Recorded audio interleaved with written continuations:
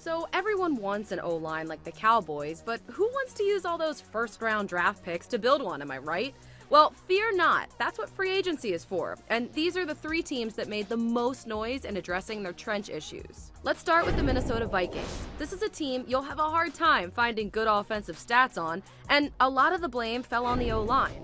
Start with the basics. 28th in total yards, 18th in passing yards, dead last in rushing yards, mustering just 75.3 yards a game, and don't think that's a result of them choosing not to run.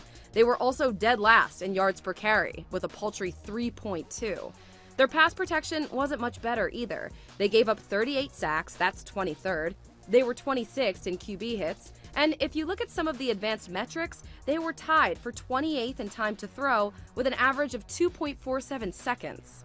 That's why something had to be done, and why they committed close to $90 million on 2 free agent tackles. In comes former Lion Riley Reiff, who will likely take over at left tackle, and former Panther Mike Remmers, who will likely man the tackle position on the right side.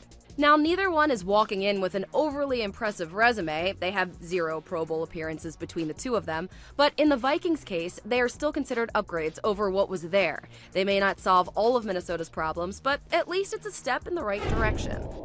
Minnesota's division rival also made some O-line news this offseason. The Lions saw 2 of their big uglies leave, saying goodbye to Riley Reiff and Larry Warford.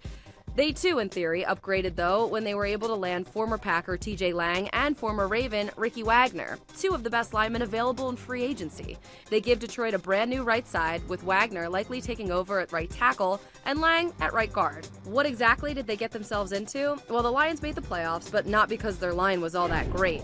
Start with the run game, 30th in yards per game, putting up just 81.9 per.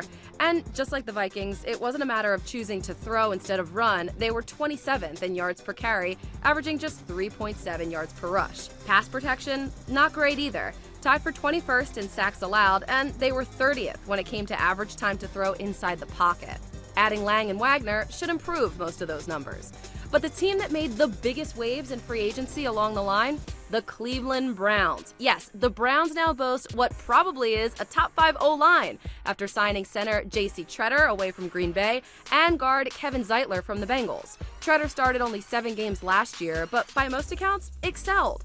His season ended when he hurt his knee, but the injury appears to be behind him now. Zeitler is considered one of the best guards in the game and was regarded by many as the top lineman available this free agency period. They join left tackle Joe Thomas, who's made the Pro Bowl every single year he's played, and guard Joel Bitonio, who Cleveland just signed to an extension. Now, it's not a stretch to think they've got a lot of work to do, considering the Browns won just 1 game last year, but it wasn't really the Lions' fault. Check this out. Cleveland had the 2nd best yards per carry average at 4.9.